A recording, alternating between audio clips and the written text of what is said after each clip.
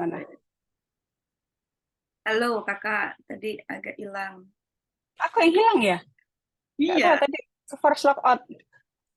Eh, oke. Ini ada yang join, ada Mas Halo, Mas Mbak Tembak. Lutfi Lisana Syidki. Ya, oke. Thank you udah join. Ini kita baru mulai nih, baru jam 10. Nanti kalau misalkan ada yang datang lagi, yes, biar join aja. Oke, jadi kita mulai dari, mungkin aku mau intro dulu kali ya.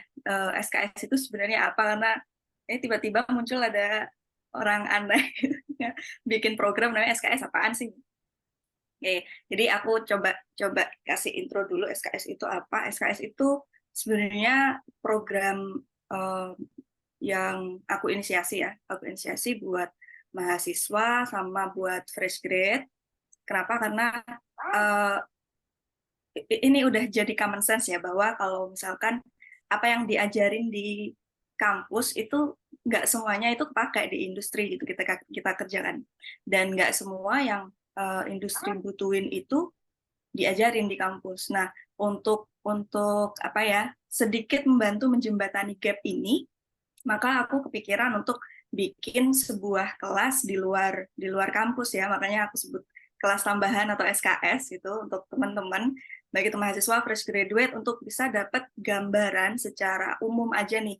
Kira-kira nanti kalau misalkan udah masuk kerja itu butuh apa aja ya, gitu. Sebelum nanti teman-teman mungkin mau upgrade skill nih, ikutan bootcamp, ikutan apa short course dan lain sebagainya. Sebelum itu, kalau misalkan pengen dapat gambaran umumnya dulu, boleh nih join ke SKS. Untuk ya nanti akan ada banyak bidang, apa namanya, per episodenya akan beda-beda, gestarnya akan beda-beda. Cuman untuk kali ini episode perdana, episode satunya, kita bersama Mbak Elvanisa, seorang profesional QA engineer yang sudah melalang buana dari mana-mana, pengalamannya udah banyak banget nih. Apa kabar Mbak Elva?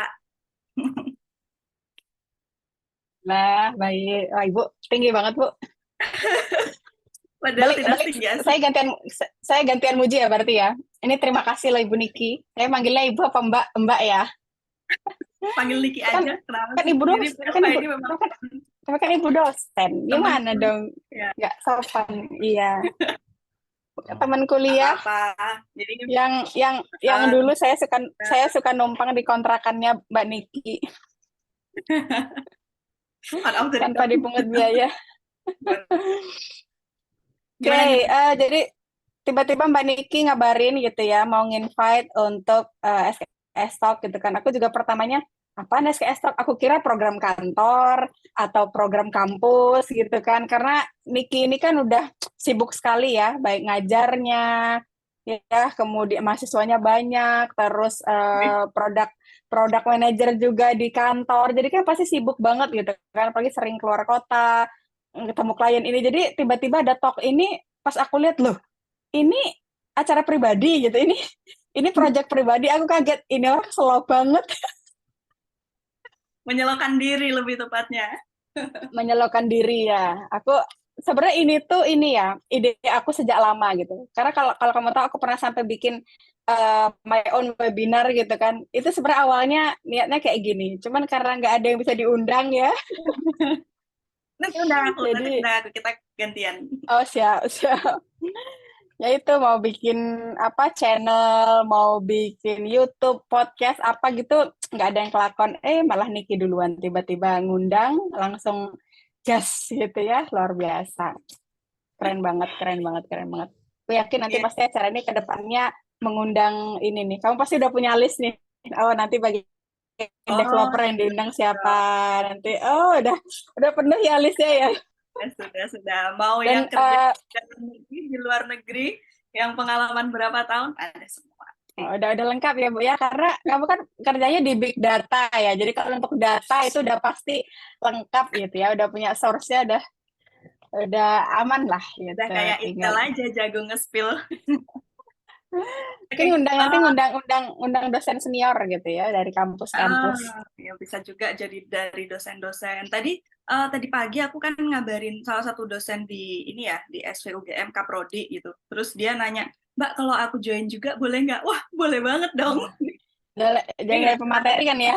cuma fresh graduate, tapi juga kalau dosen mau join, it's okay. Oke, Oke, kembali berarti ke program SKS ini berarti memang diperuntukkan untuk everyone ya di bidang information technology ya.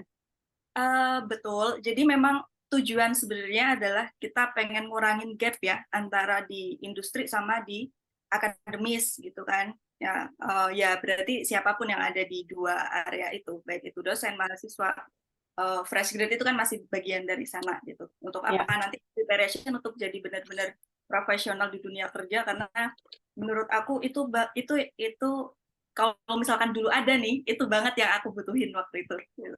Gitu, Fak. Oke, gitu. let's back to the SKS talk.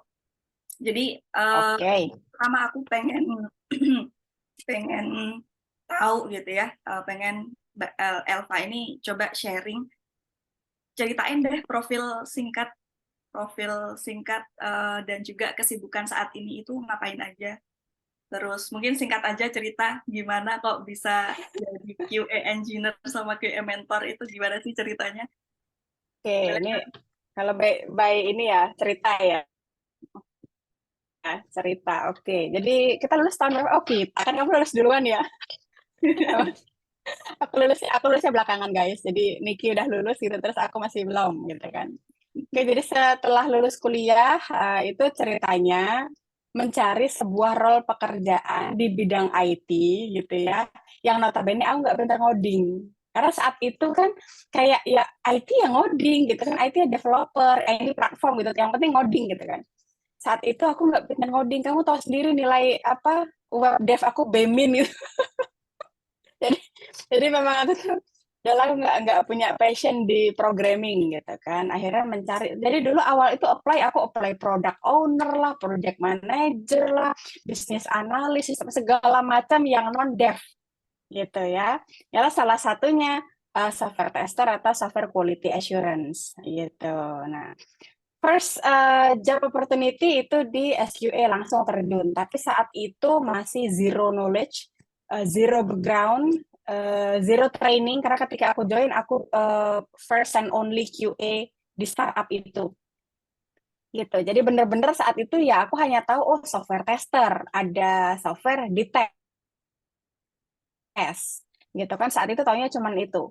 Belum tahu SDLC, STLC, apa format test cases yang komprehensif apa itu I have no idea gitu kan dokumen apa gitu nggak tahu.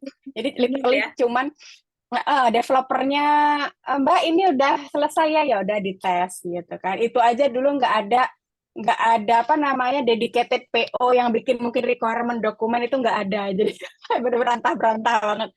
Itu cuma bertahan nggak sampai setengah tahun kayaknya. Terus akhirnya aku sempat ganti role ya, sempat ganti role jadi bisnis analis, tapi ternyata ngerasa kayak bukan passion gitu. Akhirnya kembali lagi ke QA. Kembali ke QA, nah mulai saat itu masuk ke yang menurut aku bener-bener apa ya, udah aku seriusin gitu loh. Karena dulu sempat training 1 bulan di Jakarta gitu. Jadi ketemu tuh teman-teman QA-nya ada 10 bener-bener QA. Jadi bener-bener ngerasain, oh QA itu seperti ini lingkungannya, ini teman-temannya. Jadi baru feel gitu kan, baru ada yang ditanya, ini gimana Mbak, ini dokumen gimana. Jadi baru ngerasa well trained gitu ya saat itu. Dah setelah itu kita fokus benar-benar di QA, tapi dulu kan awal itu aku masih manual testing.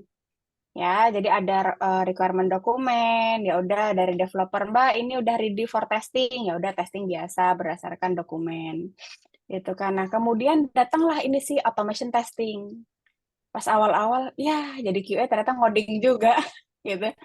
Akhirnya belajarlah ini. Tapi kalau di automation testing itu ada yang namanya fitur record and play. Jadi dia codeless. Jadi kita record aja step-step kita manual testing, nanti di browser itu di record, kita bisa replay gitu. Kita bisa play ulang sebagai dia udah jadi scripted automation testing gitu. Nah, sering berjalannya waktu sempat aku beberapa kali pindah kantor gitu kan. Tapi mostly pindah kantor itu bukan karena ini ya, bukan karena ada masalah apa, tapi karena ya somehow company facing financial issue gitu kan, mungkin merging dengan sister company gitu-gitulah, cuma masalah administrasi lah kasarannya ya. Nah itu akhirnya sampai sekarang tetap masih QA gitu kan. Itu pelan-pelan sih aku prosesnya untuk sampai sekarang bisa jadi apa ya? Kalau sekarang kan role-nya senior QA gitu kan. Dulu mah 5-6 tahun tuh masih ya udah QA aja, bahkan sempat ngelit, dulu tuh sempat ngelit small team ya cuma 3 orang, tapi aku ngerasa kayak kayak belum ngelit gitu loh, kayak belum ada sense of leadership. Jadi ya udah kayak kerja bareng gitu aja.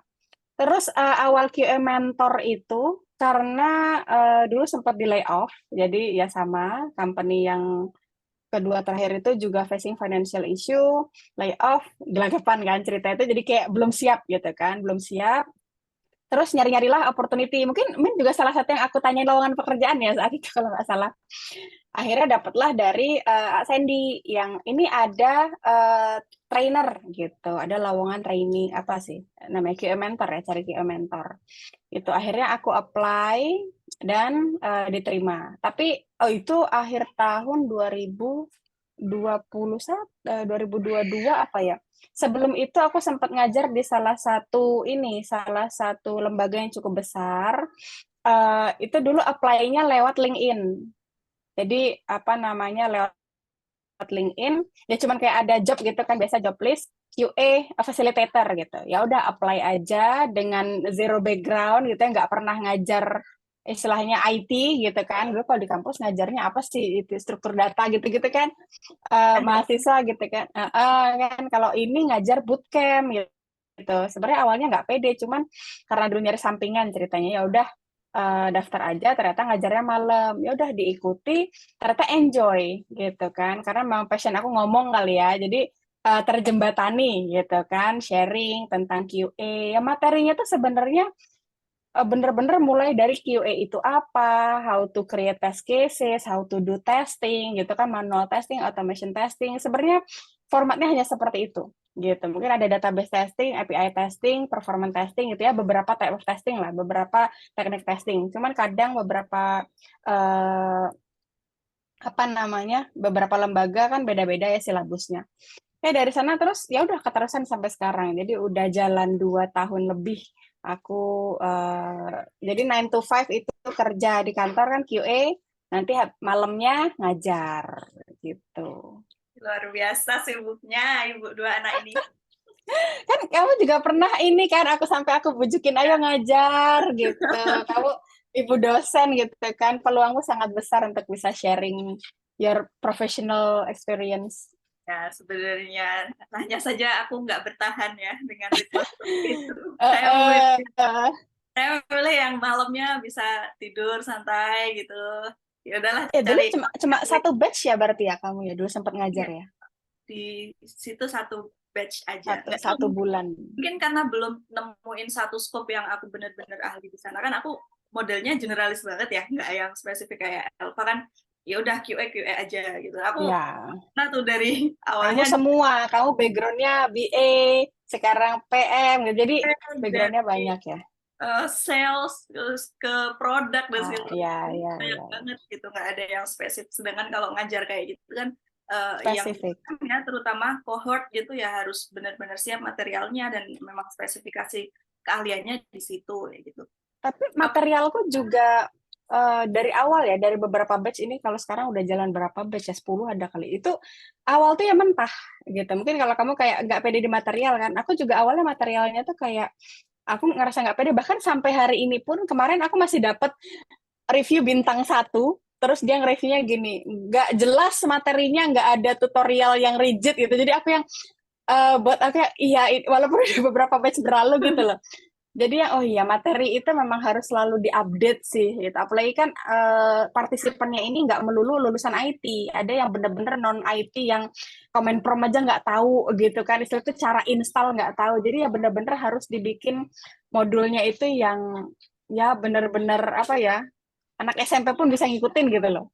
Itu yang aku masih PR sih di materi. Tapi kelasnya Mbak Elva ini aku lihat ya, ini sebut brand nggak apa-apa sih, nggak apa-apa deh kayaknya. Promosi dong nanti. Tahu nanti jadi affiliate gitu kan. Oh, Jadi oh iya, aku lihat kamu eh, dapat 20% ada. FA jadi apa namanya, di mentor itu di Sunbercode gitu kan. Di Sunbercode itu kelas QA-nya itu kalau aku lihat pesertanya selalu ramai. Dari sekian banyak kelas yang paling ramai itu Alhamdulillah QA ya. Sanisa. Masih Alhamdulillah ada ya. yang kayak gitu ya, ternyata ya memang nggak ada yang Iya, sempurna. kadang aku tuh bahkan sampai heran gitu loh. Ini orang-orang pada datang dari mana sih gitu. Kayaknya kayak tiap bulan kelasnya udah buka kok masih rame aja ya alhamdulillah gitu loh. Karena mungkin di Sunbercode kan ini ya iklannya itu lintas platform ya Facebook, Instagram. Jadi pasarnya itu ya pesertanya itu ada yang masih mahasiswa, lulusan SMA, pekerja, orang yang masuk karir, jadi sangat bervariasi. Ada yang udah jadi QA 3 tahun, itu ikut kelasku. Gitu. Jadi aku bener-bener yang, wah ini jadi pressure nih. Jadi Audiensnya range-nya bervariasi sangat sekali ya. bervariasi. Oke, Pak. Iya, Pak, tadi betul-betul. kan Sangat eh, bervariasi. Alfa tadi kan sempat cerita tuh di awal-awal karir itu kayak nggak ngerti sama sekali QA itu barang apa gitu kan. Nah, Ya, boleh dong diceritain perbedaan yang paling kerasa ketika dulu sebelum sebelum lulus gitu ya di kuliahan, mungkin pernah diajarin tentang software testing sebelumnya dan ada sedikit ada ya. Software quality ya dulu ya. langsung quality. Ada nggak sih perbedaan yang paling kerasa dari kamu, yang kamu rasakan gitu ketika kamu masuk dunia kerja untuk pertama kali? Boleh dong diceritain. Oke, kalau compare-nya dari silabus kita ya, dari perkuliahan kita dulu itu beda banget. Karena dulu kita materi software quality itu cuma 2 SKS, cuman kayak ya udah ngenalin kualitas software dan gitu aja, benar-benar theoretical, nggak ada praktek sama sekali gitu kan saat itu. Jadi Hmm. makanya ketika terjun ke dunia kerja hampir 100% berbeda gitu. Jadi yang kalau nggak salah benar-benar cuma dapat itu kayak ya SDLC apa waterfall kayak gitulah yang kemudian di waktu interview kerja itu ada ditanyain gitu loh. Tahu nggak SDLC gitu kesebut lah waterfall gitu kan. Tapi kalau sekarang, jadi kemarin kan aku juga ini ya ikut programnya Kemendikbud ya yang untuk Kominfo apa Kemendikbud dua-duanya lah. Jadi yang program ini ngajar kampus. Jadi aku sekarang tahu bahwa oh hampir semua kampus itu yang IT ya sudah ada kurikulum software testing. Walaupun mungkin nama mata kuliah beda-beda ya. Ada yang PPL, pengujian perangkat lunak, ada yang software testing, ada yang software quality macam-macam. Cuman ketika aku lihat silabusnya, jadi kan kolaborasi nih, aku praktisi sama dosen gitu ya. Ngeliat silabus mereka itu sekarang walaupun aku compare sama dunia kerja itu tetap ada gap ya. Kalau di kampus itu sangat teoretikal, benar-benar ISO gitu ya, benar-benar metodologi FMEA gitu. Jadi benar-benar yang teoretikal lah gitu loh, metode apa metode satu, metode dua, sub metode ini. Jadi benar-benar bahkan ketika aku diminta untuk menjelaskan aku bingung karena di lapangan nggak dipakai. Gitu. Ya, Karena di lapangan nggak dipakai gitu kan. Jadi tapi ya sebenarnya bagus juga ya untuk pengantar mahasiswa gitu. Tapi kalau buat aku yang udah kerja di sebagai praktisi, materi yang terlalu rigid, yang terlalu detail, terlalu banyak itu justru malah membuat mahasiswa jadi nggak enjoy kan belajar software testing gini banget sih gitu kayak mau skripsian gitu materinya banyak banget metode-metode apa gitu kan. Jadi di bootcamp yang aku ajarkan kan lebih ke ini, jadinya lebih ke apa yang aku lakukan di daily basis gitu ya. Jadi praktek testing, manual, automation gitu ya. Memang di awal kita ada materi introduction untuk teori ya, SDLC, SDLC, tools-tools yang biasa dipakai, tapi lebih ke 90% praktek.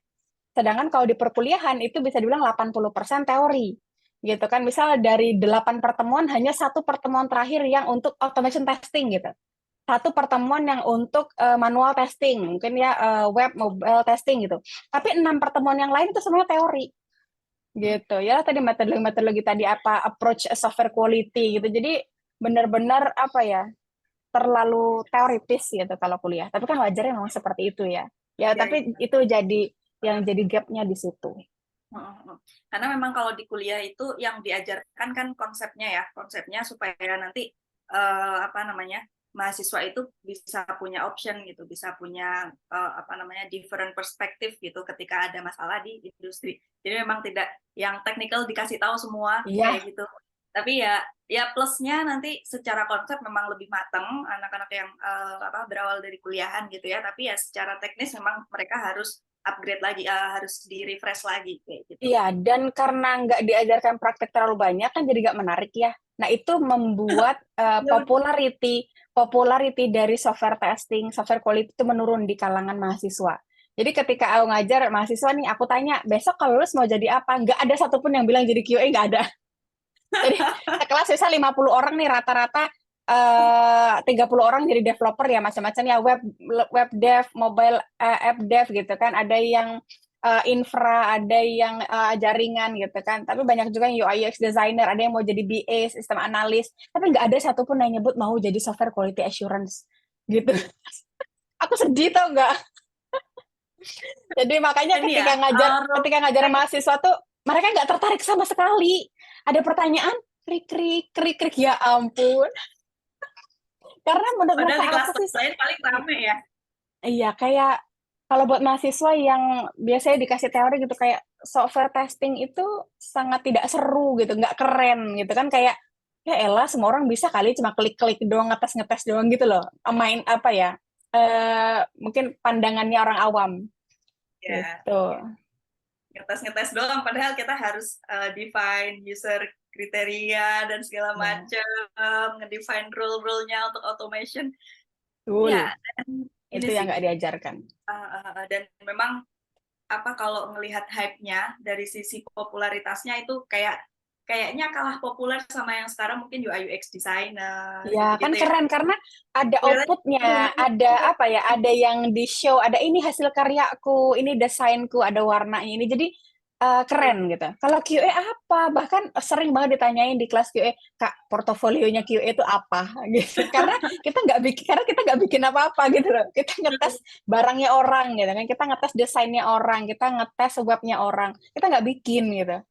Nggak bikin Jadi ya apa-apa. itulah kita mentok di karya ya, jadi gitu kan memang salah satu apa struggle QA itu kadang untuk beberapa company yang memang mungkin belum mature ya dipandang sebelah mata QA ini kayak nggak penting gitu loh. Itu Betul. yang sangat Saya menyedihkan. pernah mengalami juga itu. Oke. Oh, Eh, BTW di tengah ya tadi ya mungkin kita udah tahu bahwa QA itu jarang sekali memang diminati sama mahasiswa-mahasiswa gitu ya atau ya orang-orang yang ada di kampus gitu. Tapi kalau dari Elva sendiri ngelihat posisi atau role QA ini saat ini itu trennya gimana sih? Saat ini dan mungkin ke depan ya. Itu trennya akan seperti apa? Apakah banyak request dari perusahaan atau bakalan gimana nih atau nanti akan tergantikan oleh AI atau seperti apa nih kalau melihat trennya? oke, kita bilang tren ya. Oh, ini ada Kak Karis komen nih. Kak Elvas, oh iya, thank you Kak Karis. Kak Karis ini salah satu ini peserta batch ini. Oh, Peserta di bootcamp QA diminta bikin portofolio iya ya portofolio QA ya test case gitu kan test report bug report automation script gitu. Oke, mungkin kalau kita bicara majority QA ini ya QA person ya mungkin aku boleh share Iska survey ya. boleh, boleh, boleh. Sebentar. Nah, ini kayak aku udah buka. Jadi ada namanya ini salah satu komunitas ya, komunitas Indonesia Software Quality Assurance ya. Ini komunitas terbesar untuk teman-teman QA yang ada di Indonesia. Nah, setiap tahun ISKA ini ngadain survei ya, survei untuk teman-teman QA yang ada di Indonesia. Ini surveinya kemarin awal Januari sampai Februari 2023. Jadi masih fresh ini ya datanya. Nanti insya Allah 2024 harusnya survei lagi. Nah, ini dari respondennya aja ini ada 444 orang gitu yang QA. Jadi cukup banyak ya. Istilah itu walaupun belum nanti bisa kita streamline menjadi 100% source untuk QA data, cuman at least ini udah ada, bisa jadi gambaran gitu loh. Udah hampir 450 orang gitu kan. Nah, ini kalau dilihat ya, ini teman-teman QA yang ada di Indonesia itu tersebar di seluruh Indonesia Raya lah dari Sabang sampai Merauke. Ini kok agak lemot ya. Nah ini. Walaupun memang mostly Jakarta kan memang foundernya kan dari Jakarta ya untuk QA ini. Jadi kalau di SK ini, kalau dilihat tuh bener-bener dari mana-mana ya, Jogja, Bandung, Surabaya, Tangerang, Bali. gitu ya, Bekasi, Depok, Salatiga, Kediri, Purbalingga, Bengkulu, Banyuwangi ada nggak ya Banyuwangi? Ya, dan Jombang, Lokasi itu aja. bener-bener jadi banyak juga yang dari luar negeri juga ya, mungkin mereka stay di sana gitu kan, tapi ada juga yang remote remote WFA ini ya gitu, kayak aku sekarang gitu kan. Kemudian ini apa nih? Oh, ini petanya. Oke. Nah, kemudian kalau misalnya kita lihat ya dari 500 orang ini jadi di grup ISKA itu rame gitu, tiap hari itu aktif diskusi dengan berbagai macam topik gitu, diskusi tools terbaru gitu kan. Jadi kita di QA itu apalagi kalau udah ranahnya ke automation testing ya, itu tiap hari ya update lah dengan tools-tools terbaru gitu kan. Mungkin mana yang udah deprecated, mana yang mungkin tools baru dipelajari, integrasi segala macam gitu, itu diskusi selalu berjalan gitu. Jadi aku lihat tapi ke depannya ini masih bakal hidup QA ini. Apalagi ya namanya software development gitu ya. Sekarang udah banyak banget gitu kan perusahaan-perusahaan yang bergerak di bidang IT development, software development itu butuh QA. Karena nggak mungkin developer yang ngetes gitu. Mungkin kalau kayak tadi Niki bilang kan AI gitu ya. Oke, memang somehow kita generate code gitu ya, mencari inspirasi gitu ya. Test case itu kita generate dari AI gitu. Tapi nggak bisa semuanya, tetap butuh apa namanya user apa, tetap butuh human insight, human point of view-nya, tetap butuh analytical thinking dari seorang QA, critical thinking dari seorang QA karena kita yang tahu produk requirement seluk beluknya software ini seperti apa gitu. AI itu hanya helping aja. Tetap untuk eksekusi kita pertama kan harus manual test dulu ya, tidak boleh tuh di suatu produk software gitu ya, misal web, taruhlah web atau app, belum dites secara manual test itu langsung kita cover automation, itu kan nggak boleh. Ya, karena kita harus mastiin dulu nih bahwa produknya ini, softwarenya ini sudah well behave as expected gitu ya, as intended, as apa requirement listed gitu kan. Kalau udah oke, baru automation ini dihadirkan untuk mengcover manual testing supaya kita nggak retest manual terus kan. Jadi bisa save time, save cost, save resource gitu. Jadi manual testing, automation testing itu menurutku masih bakal dipakai gitu ke depannya. Dan di QA itu banyak banget ininya ya platformnya. Jadi bukan hanya web aja gitu ya, tapi ada juga API gitu ya. Ada juga yang apa namanya untuk app yang native-nya ada Android gitu ya. Ada untuk mobile webnya juga, dan iOS, ada desktop dan hardware juga. Oke lah, hardware kita exclude dulu sekarang kalau kita bahasnya di software dulu ya, software quality assurance gitu. Itu banyak sekali gitu loh. Bahkan ada juga sekarang QA-nya ngetes database gitu ya. Jadi macam-macam. Jadi nggak apa ya istilahnya walaupun software quality assurance tapi cabangnya banyak gitu. Jadi apalagi sekarang sudah mulai marak nih performance testing gitu kan, nanti security testing. Jadi makin berkembang gitu dunia software quality ini. Jadi nggak melulu hanya di oke, manual testing. Oke, itu memang masih ada. Cuman kan seiring nambahnya nih lulusan IT, orang-orang yang tertarik sama QA, udah banyak nih yang ngisi pasar manual testing ini tadi. Nah, biasanya para senior-seniornya udah mulai beralih nih ke automation, udah mulai enhance skill-nya gitu ya, udah masuk ke teknik testing yang lain, type of testing yang lain gitu. Itu soalnya kalau dilihat juga ya ini ya, misal di automation gitu ya, itu variasi dari implementasi automation test itu sangat banyak gitu ya, karena beda platform ini beda nih untuk kita automate-nya gitu. Biasanya tools yang dipakai ketika kita mau mengautomate web, API, mobile, Android, iOS itu beda gitu. Makanya kalau ngelihat tadi nih kita kira-kira ke depannya gitu kan, misal gambaran nih buat orang-orang yang baru mau kenal QA, kira-kira masih ada masa depan nggak sih gitu ya? Buat aku aja sampai sekarang masih stay di sini dan mungkin I expect mungkin masih 10 tahun lagi juga masih bakal di QA gitu loh. Ya, Gitu. Ini aku yang freeze apa ya? oke. So ya masa depannya masih panjang ya. Halo, halo. Iya, Cek, oke cek, aman. cek. Aman nggak? Aman nggak? Aman, aman. Oke. Ya, jadi kalau misalkan memang untuk ngomongin masa depan ya, tren ke depan itu akan tetap ada kebutuhan soal QA ya, apalagi ini ngelihat kompleksitasnya di QA juga ternyata banyak banget tuh ada dari sisi platform, terus Ya, dari sisi bahasa pemrograman juga beda-beda ya. ya, Berarti peluangnya juga masih banyak. ya. Ini Oke, contoh-contoh Oke. tools Ngomong-ngomong soal peluang nih, apa? aku lanjutin ya. Oke, kalau misalkan ngomongin soal peluang nih, misal nih, kira-kira teman-teman di sini ada ya mungkin 1, 2, atau 10 orang yang tertarik gitu, jadi untuk coba masuk ke dunia QA, ada nggak sih insight-insight atau ya gambaran umum aja, skill apa sih sebenarnya yang harus dipunyain gitu, baik itu technical skill maupun soft skill yang sekiranya ini menurut Elva itu wajib banget nih dimiliki seorang QA menurut pengalamanmu sendiri ketika berapa tahun nih, 5 tahun lebih ya di industri, itu Udah apa aja sih? bertujuh, udah 7 tahun.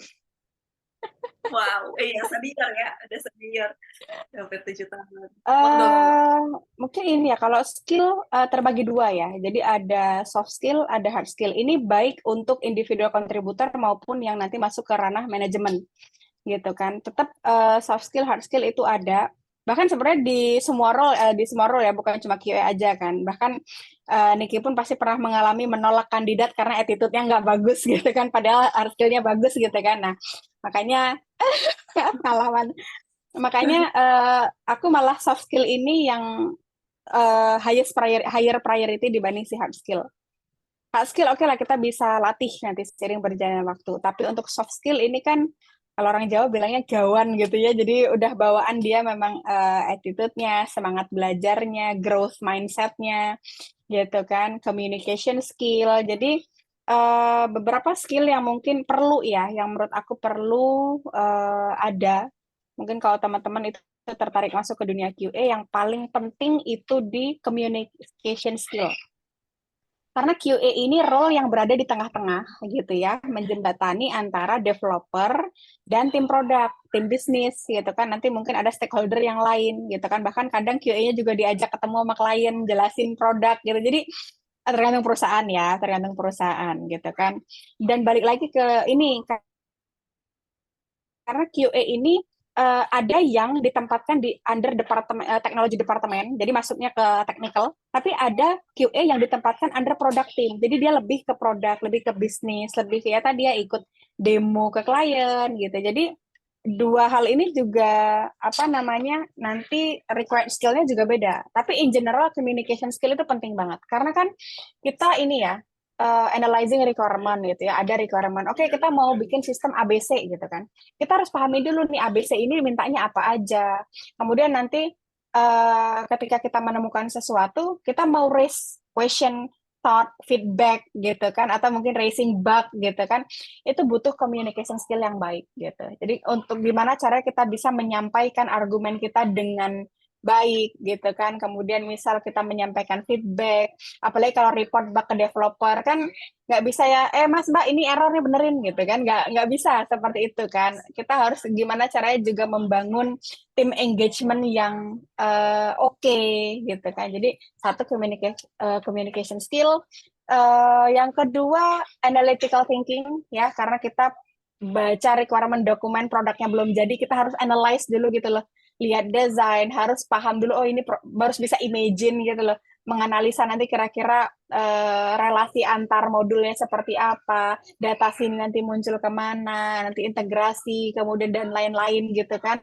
Ini ngitungnya gimana, apalagi misal kayak aku ngerjainnya payroll gitu kan, ini gaji segini dapatnya dari mana gitu. Jadi menganalisa dan benar-benar mendalami produk ya, understanding product knowledge ya, product knowledge itu perlu sekali. Jadi bukan hanya product owner atau project manager aja, tapi QA juga harus tahu sama banyaknya sama dengan product owner gitu. Itu soft skill-nya ya, analytical thinking, biasalah critical thinking, communication gitu ya, growth mindset. Tapi kalau hard skill-nya, nah nanti masuklah ke detail ya, bikin kan mau bikin test cases, rencana pengujian gitu kan. Terus apa ya, kemampuan berbahasa tertulis sih, karena kan kita bakal report ya, documenting ya. Nah, ini kemampuan untuk mendokumentasikan baik dari rencana pengujian maupun nanti ketika eksekusi pengujian, nulis test result, test report, mungkin nanti bug report yang detail, karena masih ada QA yang ketika deliver bug report itu nggak clear, dia nggak ngasih step to replicate. Jadi bahkan kemarin aku dapat komplain dari developer, bukan komplain sih, feedback ya, QA bisa nggak sih kalau eh, apa namanya, nemu bug itu ya dicoba dulu lah sampai ketahuan itu bener-bener bug, terus reportnya itu yang jelas, kalian pakai akun yang mana, step yang mana. Nah itu kan masuknya ke apa namanya ya, masuknya ke reporting gitu kan, cara kita untuk nge-report something gitu, documentation. Kemudian ya itu nanti ketika eksekusi kita kan ada di QA itu exploratory testing gitu ya. Jadi di luar dari test case atau test planning yang udah kita desain, kita explore. Nah, untuk explore kan kita harus perlu tahu ya tadi ya, understanding requirement, harus tahu ini produk arahnya mau kemana, kemudian bisnis goal-nya kemana. Dan QA itu juga mainan data. Jadi kayak apa namanya, pasar kita ini siapa yang make sistem kita ini, range usia berapa, kemudian banyak pakai apa namanya, aksesnya pakai device apa, itu semuanya ngaruh nanti ke tes strategi dan tes plan kita.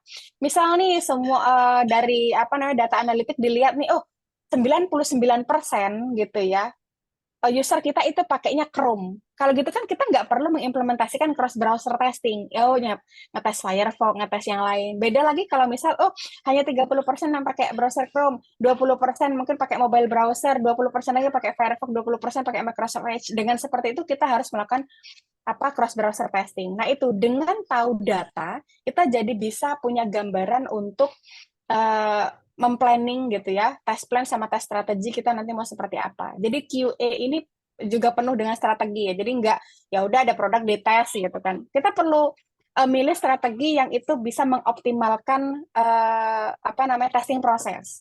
Jadi karena test type itu banyak sekali, testing type itu banyak sekali, testing teknik banyak sekali, dan kita nggak bisa mengimplementasikan semuanya sekaligus, maka kita hanya bisa memilih. Nah, ketika memilih, kita harus tahu priority dari company gitu ya, produk, bisnis ini goalnya kemana, sehingga kita bisa support lewat testing proses gitu. Misal nih, target kita customer banyak, nanti mungkin ada misal bikin e-commerce, ada flash sale gitu kan, ya kita harus implement performance testing gitu. Gimana kita bisa ngecek performa server kita jangan sampai down ketika ribuan orang akses di waktu yang sama gitu. Beda dengan kalau kita cuman LMS biasa yang rate apa namanya visitnya itu rendah, kan nggak butuh berarti performance testing gitu. Jadi kita perlu tahu produk, perlu tahu apa ya tadi, goal gitu kan, pasar, nanti baru kita bisa menentukan kita mau ambil action apa untuk testing gitu. Itu di manual testingnya. Nanti baru masuk lagi ke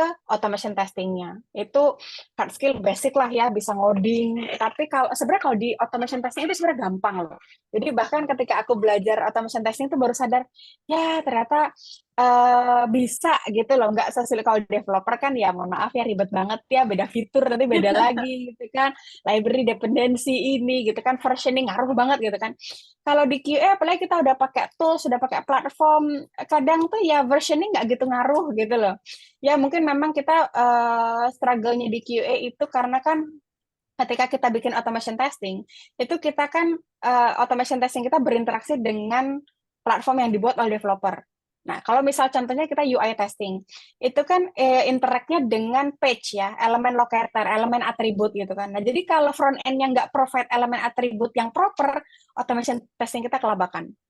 Itulah kenapa QA harus bisa communicate, menyuarakan bahwa untuk bisa stand on automation test gitu, untuk bisa kita punya automation testing yang baik, itu the entire team itu harus support, termasuk developernya, mungkin lead devnya itu semuanya harus support. Jadi infranya, jadi nggak bisa QA itu kerja sendiri, disuruh nanggung sendiri automation testing, nggak bisa, karena tetap butuh kolaborasi dengan apa namanya, role-role yang lain gitu. Nanti at the end ya udah, untuk eksekusi ya biasa lah ya, untuk skill-skill coding ya ada, nerapin design pattern itu, dry code itu basic sih, bisa dipelajari. Menarik, menarik. Tuh. aku baru tahu sih itu ya. Dulu aku QA-nya nggak sampai selevel itu ya. Ya beda lah ya sama level senior, junior beda ya. Ya, aku aja sebenarnya ini ya, kalau apa namanya ngerasa kayak, aduh, aku tuh knowledge tuh masih kurang banget gitu loh. Makanya kalau misal aku jam tuh QA discussion di ISKA, itu kadang aku cuman domblong, wah ternyata banyak sekali apa teknologi-teknologi QA yang aku juga baru tahu gitu lah. Apalagi kalau misal toolsnya beda, frameworknya beda, bahasa pemrogramannya beda, udah aku tuh cuman silent reader aja tuh. Cuma ngeliatin oh orang discuss tentang performance security gitu. Sedangkan aku sendiri belum implement gitu di kantor kan. Jadi nggak apa menguasai gitu kan. Makanya aku ngerasa oh aku aja masih perlu banyak belajar gitu. Ya, ya. Emang gitu sih biasanya Karena kalau kita udah turun ke kolam itu terus kita jadi tahu banyak ikan-ikan yang lebih besar iya ternyata. kan, iya kan. Aku tuh belum apa-apa, Min. Kamu bisa ngundang QA yang jauh lebih suhu dibanding aku. Aku ini baru Kita baru mulai. Aku ini baru meniti karir. iya, iya, oke, oke. Dan tadi ada keyword yang menarik tuh tadi dari Mbak Elva. Skill yang eh, pertama dibahas adalah communication ya. Jadi memang communication is key, nggak cuma buat relationship aja, Yorobun.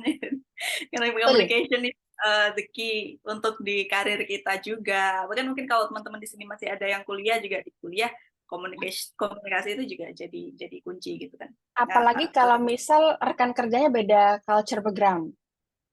Alah sekedar oh beda saya iya. orang Jawa, teman kerja orang Bali gitu kan. Nanti apa namanya satunya lagi orang Sumatera gitu nanti beda. Apalagi kalau misalnya kerjanya di multinational company, yang satu orang Vietnam, yang satu orang Filipina, wah itu udah itu culture shocknya main banget tuh di awal-awal. Walaupun mungkin makin lama nanti akan terbiasa ya. Cuman kadang gitu loh, oh ketika kita report something, kadang kita maksud A, orang nangkepnya B gitu atau dia making joke apa dia joking kita nggak ngerti gitu kan nggak lucu gitu atau ketika kita nggak lucu orang nggak nganggapnya serius gitu ya hal seperti itu sering terjadi Iya ya, apalagi kalau beda bahasa ya, beda culture aja kadang masih masih agak susah gitu kan. Apalagi ini udah apalagi beda beda, culture, beda beda bahasa bahasa gitu iya ya. Itu teman-teman jadi skill komunikasi itu yang perlu diasah. Tapi ini nggak yang memang bukan skill yang bisa didapatkan kayak turun dari langit ya, memang harus diasah dan betul akan berkembang seiring berjalannya waktu ketika nanti teman-teman mulai terjun gitu. kita pun mungkin dulu kalau kita baru lulus kuliah nggak akan berani nih bikin sesi kayak gini nih ngomong gitu kan karena belum belum berani belum pede gitu kan tapi karena kita udah berapa tahun ini sering gitu kan punya sesi ngajar gitu kan jadi sekarang udah kayak ya udah enjoy aja gitu loh Iya, walaupun iya. mungkin audiensnya beberapa nggak kenal gitu kan Iya. Oke, ini teman-teman kalau misalkan yang di sini ada 9 orang nih. Boleh kalau misalkan mau ada pertanyaan langsung ke Mbak Elva, boleh banget di chat aja di kolom chatnya, nanti aku bacain buat Mbak Elva. Nah, Kak sambil Sidki bilang nih beberapa scenario testing ada yang nggak bisa di automated masih tetap butuh manual iya betul jadi contohnya nih beberapa fitur-fitur yang itu memang ditujukan untuk human detection kayak fingerprint, kayak CAPTCHA itu sebenarnya tidak boleh diotomatisasi. Karena kan itu tujuannya untuk human detector ya. Kalau bisa diotomatisasi ya udah nanti kalah sama bot. Nanti buat apa dong itu ada human detector kalau bisa di automate gitu kan. Makanya biasanya QA kalau memang di kantornya punya fitur ini ya kita biasanya mainnya ini minta developer untuk bikinin static data gitu kan ya kita bikin static OTP gitu untuk QA testingnya biasa kayak oh, gitu. berarti walaupun apa QA automation itu udah banyak, tapi QA manual itu tetap dibutuhin ya, Pak ya? Oh, tetap lebih banyak. Lebih Karena ini, sebelum lebih. masuk ke automation testing, itu Oh, manual testing harus kelar dulu. Kamu bikin platform ya, kamu bikin website, kamu bikin aplikasi, itu nggak boleh di automate sebelum manual testingnya selesai. At least per modul lah, at least per fitur per modul udah stabil ya. Automation ini cuma untuk support manual testingnya, jadi bukan untuk menggantikan. Nanti ketika kamu find error atau apa, mau debug ya tetap manual test. Gitu. Jadi kayak automation ini untuk mengcover yang misal kamu mau regression testing gitu ya, yang biasanya 3 hari dengan automate tinggal 3 menit gitu. Tapi kalau untuk ada fitur baru, ada new changes, ada enhancement itu tetap semuanya dimulai dari manual testing.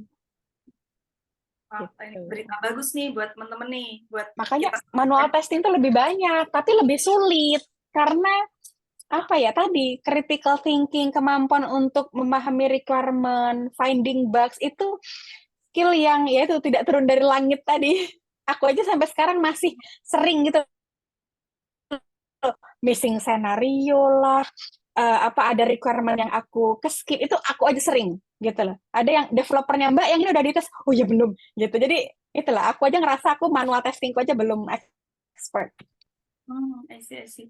Tuh, Soalnya makanya justru malah banyak kita itu ngira dengan adanya automation, oh ya udah berarti proses yang manual ini udah diotomasi kan.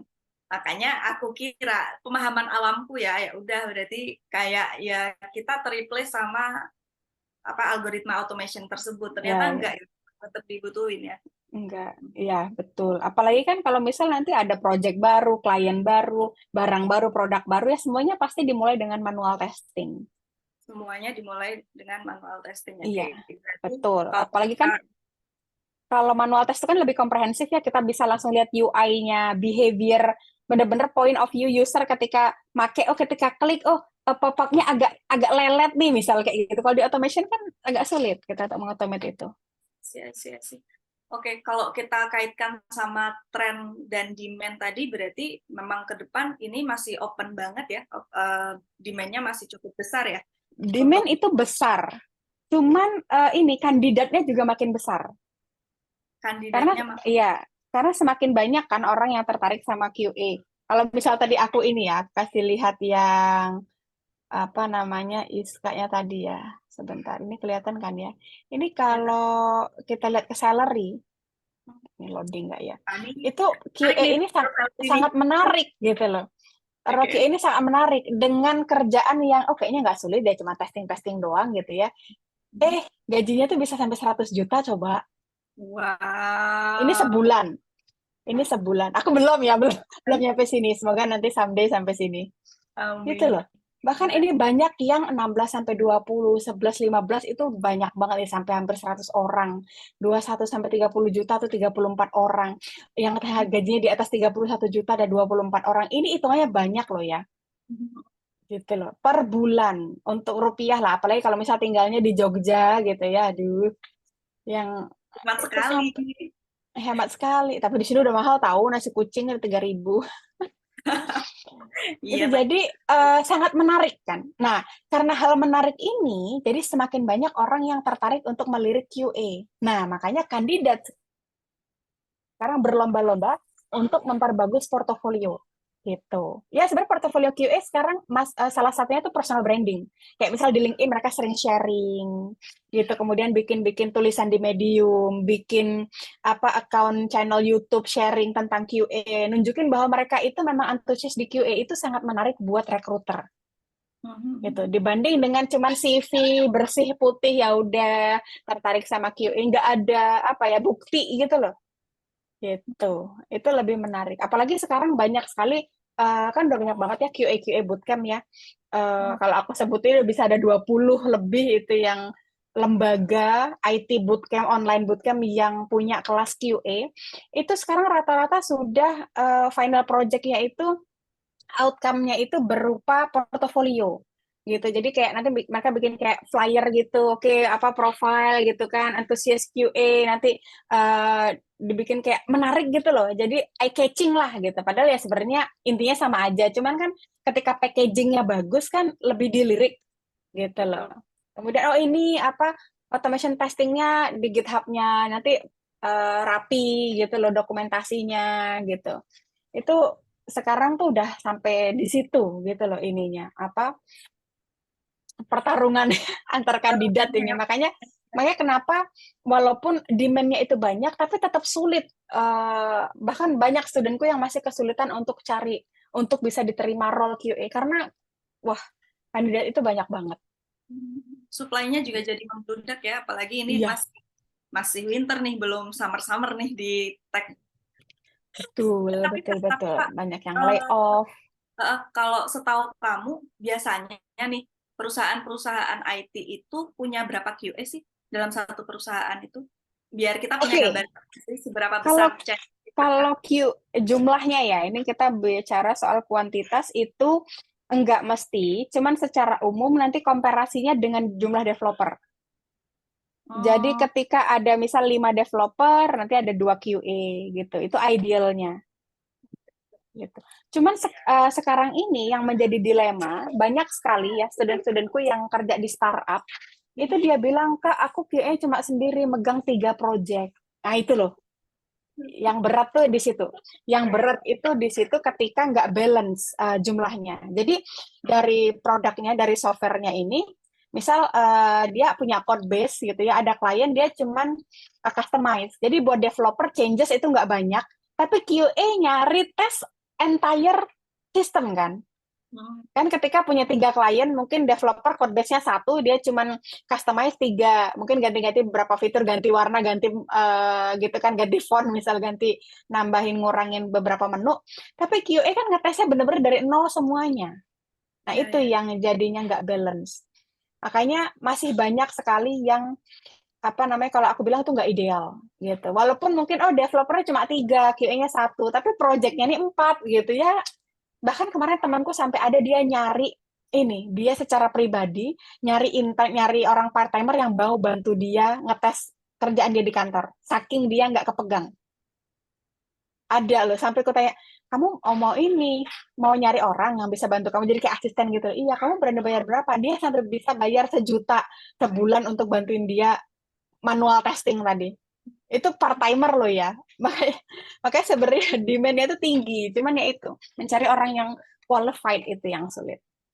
Oh, dan mungkin informasi itu juga ya yang nggak tersampaikan ke para apa namanya founder atau CEO bahwa ternyata mereka lebih banyak butuh QA engineer ya dengan tim yang ada atau dengan project yang ada. Mungkin Tapi informasi itu juga yang tapi kalau nggak aware. informasi itu nyampe-nyampe. Cuman kebutuhan Oh, perusahaan juga banyak. Manajemen budget oh, terbatas. Mending perusahaan nge-hire more devs gitu kan, more qualified devs daripada nge-hire QA. Pasti pikiran perusahaan seperti itu. Karena memang kalau secara hierarki gitu ya, kayak ya dev tuh lebih penting daripada QA kalau secara kita company point of view ya. Ngapain kita bayar QA 16 juta, mending bayar developer. Dapat itu web dev gitu kan. Iya nggak? iya betul betul betul betul. Iya, artinya Karena mereka tapi meng-hire ya nggak meng-hire nggak ini. qualified developer itu biasanya lebih minim bug. Beda ya kalau nge-hire developer yang junior gitu kan biasanya masih banyak salahnya. Tapi kalau udah nge-hire senior ya mungkin 20-an juta gitu kan mereka kesalahannya lebih sedikit.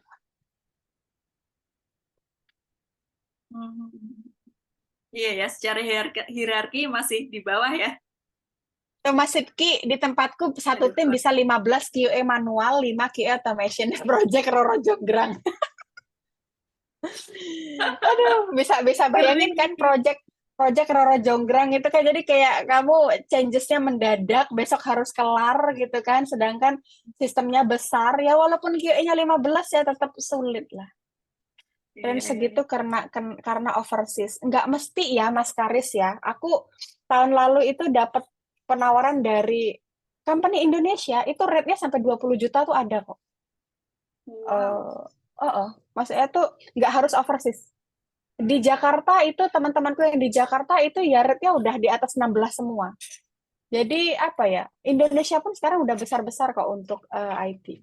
Tapi balik lagi ke industrinya ya, gitu. Balik lagi ke apa namanya industrinya. Ya memang overseas oke tetap menjuarai, tapi nggak menutup kemungkinan bahwa company Indo gitu. Oh yang di atas 50. Kalau di atas 50 ya nih ada nggak yang di company Indonesia? Mungkin kalau kerjanya di insurance company mungkin nyampe 50 di Indonesia.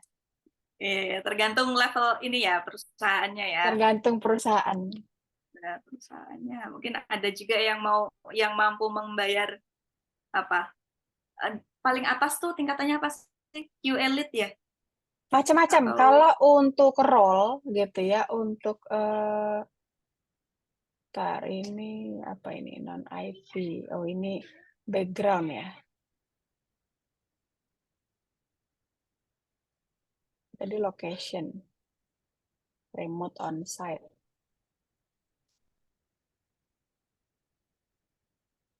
Oh ini background industry tadi ya. Di mana yang ada ini ya? Oh, tabel tadi ada yang lead QA aku baca segini. Ini bukan Atau kayaknya pengalaman. ada tabel gitu. Jadi kalau misalkan di product management kan ada Nih. Job associate title. dulu. Macam di QA itu job title-nya macam-macam. Jadi beda perusahaan bisa beda job title padahal deskripsi job desk-nya sama. Ada yang job title-nya sama padahal job desk-nya berbeda. Jadi suka-suka perusahaan yang mau ngasih label apa. Ya, kalau manual ya QA manual gitu ya, ada yang ngasih nama software tester, QA, bahkan dulu aku judulnya QA engineer, padahal ya manual tester biasa. Gitu. Jadi ya balik lagi ke terserah perusahaannya. Gitu. Ini QA engineer. Nanti kalau naik baru senior gitu ya, manager. Kalau udah masuk ke manajerial apa namanya?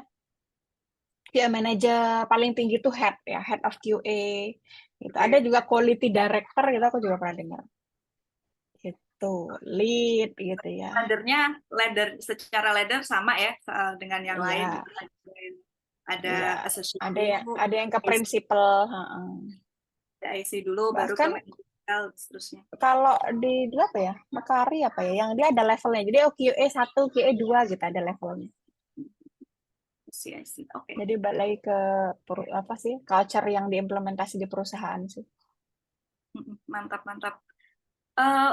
Pak, ini waktunya tinggal 3 menit lagi. Jadi memang aku batasin 1 jam aja kita ngobrolnya supaya ini Belum sampai mana-mana. tetap fokus, obrolannya tetap fokus ya, nggak yang kemana-mana, dan atensi peserta atau atensi teman-teman juga ya udah cukup di situ aja karena masih banyak SKS lain yang mereka kejar di Ini perkuliahan. Mas Karis bilang CQO, ya, Chief Quality Officer. Jadi kan ada CTO, Ya. CEO gitu kan, ada CQO, Chief Quality Officer. Chief Quality Officer. Oke, Pak, pertanyaan terakhir nih dari aku dan mungkin buat para audiens ya, buat teman-teman di sini semua. Kalau misalkan teman-teman di sini ada yang tertarik untuk menjadi QA engineer gitu ya, atau ya masuk ke dunia QA, apa sih pesan dari Elva buat para audiens gitu, buat mahasiswa ataupun fresh graduate yang pengen masuk ke dunia QA?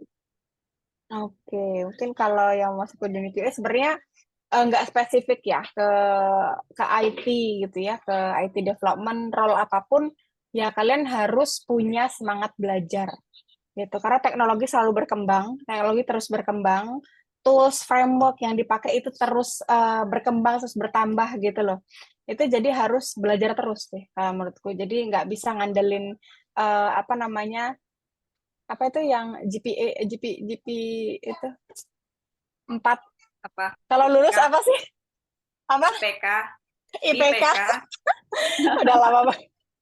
IPK nggak bisa ngandalin IPK, ijazah, atau bahkan background gitu ya. Misal nih, oh aku udah pernah intern QA, aku udah punya pengalaman QA, itu nggak guna kalau kalian nggak up to date dengan teknologi terbaru gitu. Kalau kalian nggak upgrade yourself, makanya grow mindset itu perlu banget sih kalau menurut aku, growth mindset, semangat belajar gitu ya. Terus kayak ya ini ikut-ikut event-event apa talk, event, community, aktif lah gitu, stay aktif, terus mulai sharing gitu ya, mulai belajar. Karena kalau cuma belajar kan nyerap sendiri ya. Beda kalau ketika kita sharing, baik kita mungkin bikin tulisan, bikin podcast, bikin video atau apapun post gitu kan, itu kita sharing, dengan sharing itu kita belajar lebih banyak gitu. Jadi pesan aku terus belajar. Oke, ya berarti buat teman-teman mahasiswa belajarnya jangan cuma di kampus aja ya, tapi Ya, cari-cari betul. juga di luar. Banyak kok yang masih gratisan yang ngasih ilmu gitu. Ikut Oke, bootcamp aku bisa ya? ya, boleh banget kalau Mbak Elva mau promosi. Silakan. Oke. Gimana tuh caranya kalau mau Apa? Oh ikut? iya ya. Bentar, kalau mau promosi, oh salah. Aku ngajar terdekat di sini. Mungkin aku share screen terakhir. Aku ngajar di sini.